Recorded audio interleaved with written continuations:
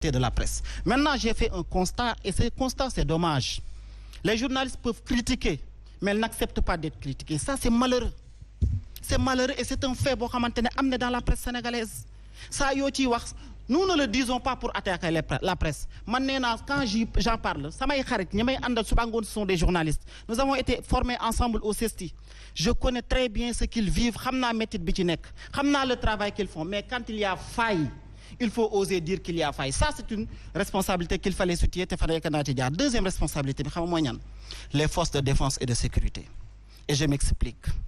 Le 14 juillet 2021, Ousmane Diop, dañ ko fal. Astaghfirullah, Daouda Diop, le colonel Daouda Diop, mon ancien gouverneur militaire, moo doon garde palais donc. Dañ ko fal général, commandant de la gendarmerie. Li may wax 14 juillet bi passé là. Qu'est-ce qui s'est passé entre-temps? Xam nañu ses relations avec Macky Sall. Et ce que je dis, je le dis haut et fort. Muy benn. Deuxièmement, ñu nekk sur le terrain def loo xamante ne sénégalais yëpp a ñuy seetaan.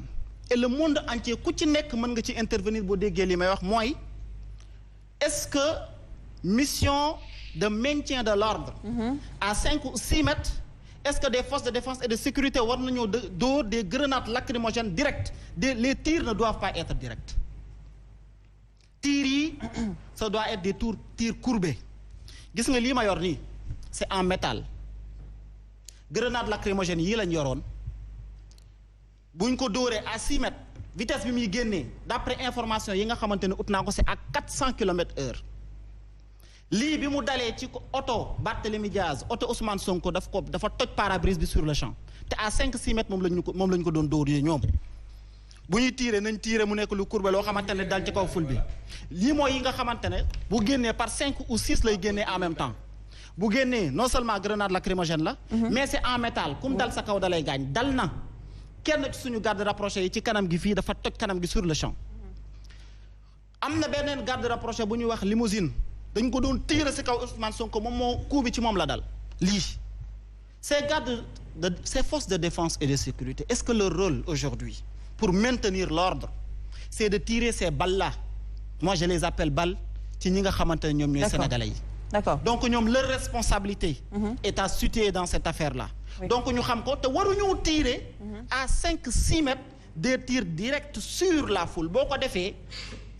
intention bi lenn la parce que ils sont formés xam nañu ko intention bi mooy gaañ lii fu mu dawee 400 kilomètres c'est en métal fu mu dal sa kaw daf lay gaañ. D'accord. Alors ñu dem de l'autre côté maître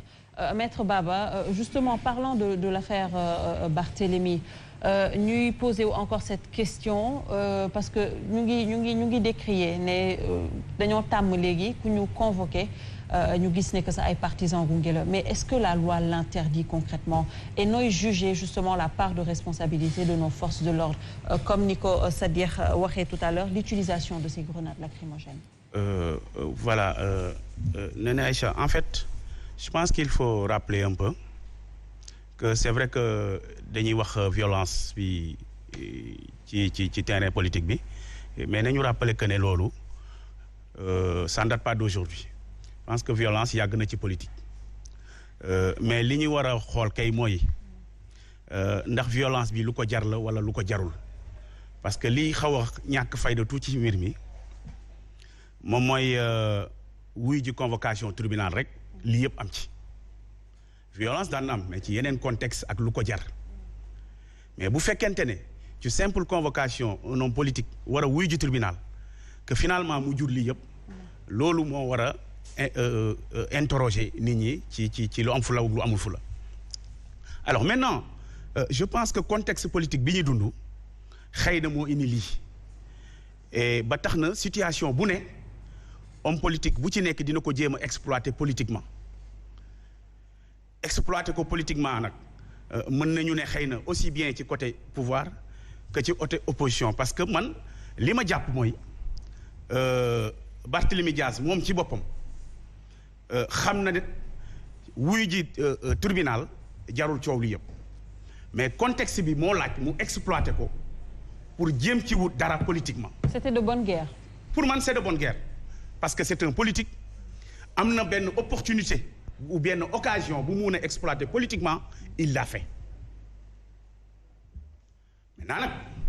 c'est vrai que li muy jur aussi moom mooy trouble bi nga xam ne jur na ko ba tax aussi force yi nga xam ne aussi ñoo fi nekk pour parer à ces troubles là ñoom aussi ñu taxawaayu républicain mooy fexe ba lépp loo xam ne war na am ci trouble ñu fexe mu bañ a am alors parce que mënuñu comprendre ki nga xam ne convoqué nañ ko benn heure jógul ci heure boobu mi ngi ci leneen ba finalement la taxoon ñu convoqué ko dàq nañ ko te yegsiwul fa mu war a yegsi donc loolu problème la donc loolu moo lay wan ne en fait amoon na intention yépp ba mu des lu dul wuy si normalement yoon mënuñu ko reprocher nag parce que politique la te dafay politique mais booy politique aussi am nañu yaakaar ne am na foo xam ne da nga fa war a mën a yem parce que booy politique bay dugg ci ay trouble ordre public ah boobaa nag il faut nga jàngaarloo ak ñi nga xam ne aussi seen liggéey mooy maintenir l'ordre public alors maintien ordre public nag dafa am lu mu laaj justement lan la laaj bay tirer peut-être grenade lacrymogène justement ci nit ñi qu'est-ce que tout cela veut dire non loolu moom comme ni ko sama xarit bi waxee loolu moom lu ëpp la c'est vrai que dañuy wax naan état rek moo am le monopole de la violence légitime oui en principe aucune violence n'est légitime mais bu ñu naan violence le monopole de la violence légitime mooy ñi nga xam ne jagleen lañ leen ko bu ay nit defee lu jéggi dayoo ñu utiliser violence boobu juste li nga xam ne moom lañ ci war a utiliser pour maintenir l'ordre public waruñ ci def lu ëpp waruñ ci def lu jéggi dayoo mais bu fekkente ne dañuy jàkkaarloog ay nit tirer ay bal yoo xamante ne ni mën naa gaañe loolu jéggi na maintien de l'ordre public maintien de l'ordre public da ngay utiliser juste ce qu'il te faut pour que nit ñi mën a dal mais mënoo utiliser loo xam ne dafay gaañ wala dafay lor loolu yaakaar naa ne yaa ngi jéggi mission maintien de l'ordre public donc loolu moo tax bu fekkente ne comme ni ñu ko fi waxee léegi dañu utiliser des grenades yoo xam ne day lore wala dafay gaañe surtout à bout portant loolu je pense que intention bi ñu am jéggi na wala weesu na maintien l'ordre public mais intention yi nga xam ne moom la ñu am mooy gaañaate te loolu moom wax dëgg yàlla yoon jagleelu ko kenn. D'accord. Voilà. Seydou Bamba alors ban analyse peut-être ngay am de tout ce qui s'est passé par rapport justement ak Barthélémy bi waroon wuy ji tribunal. En fait man dama éviter personnaliser débat bi parce que xam nga référendum 2016 daf fi jaar ñu wax ne référendum bi jaarul yoon mais amul benn membre de l'opposition boo wax ne peuple bi nañ génn défendre les vrais résultats du référendum. ñu def élection législative 2017 ñu contesté résultats yi amul kenn ku wax ne nañ génn jàmmaarloo ak ñi nga xam ne ñoo proclamé résultats yooyu ñu dem élection présidentielle 2019 ñu contesté waat résultats yi jàngat bi lu yomb la bi ñu ne dañoo jiiñ Ousmane Sonko ne liñ ko jiiñ booba dañ ne dañ woo nit ñi ñu génn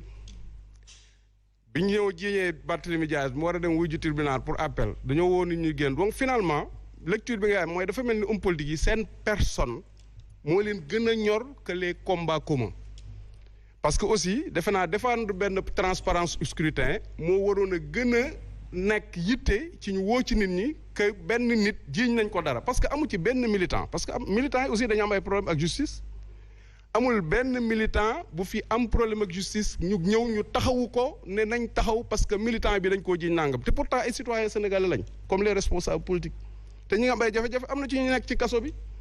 te amu ci kenn koo dégg mu ne sama militant dafa def dara ñu jàpp ko léegi dama bëggoon ñu taxawu ko donc il faut aussi ñu revenir à la raison gis nga justice ak nu mu mën a demee une justice parfaite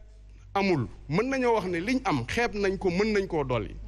mais bés bu set ay citoyens sénégalais ñu ngi am jafe-jafe ak justice ñu leen di convoquer ñuy wuy ji ñu leen di jàpp wala ñu leen di setal ci lañ leen jiiñ donc jaadu woon na nit ki buñ la woowee nga wuy ji juge bi nga xam ne moom nga jàkkaarloo citoyen la comme yow am na ay prérogatives waaye yow am aussi am nga ay droits lépp rek ñu jaar ko droit avocat yaa ngi fi ku ci nekk def sa liggéey beneen régression bi may def c'est-à-dire xam nga tey jii buñ taxawee ñu ne presse bi defuñu seen liggéey ci couverture ci li amoon keroog damay xaw a am kersa parce que Ousmane Sonko ak Pastef avant ñu leen di yëg sur le terrain presse bi ñoo leen njëkk a yëgle la presse a joué un rôle fondamental ci promotion Ousmane Sonko ak Pastef. je ne suis pas d'accord. non j'arrive non bàyyi rek. non da nga ma cité moo tax. dama lay cité. parce que non damay am droit de réplique. damay cité mais bu ma paree rek. bu ma paree rek mën naa def bi ngay wax xam nga dama la bàyyi nga.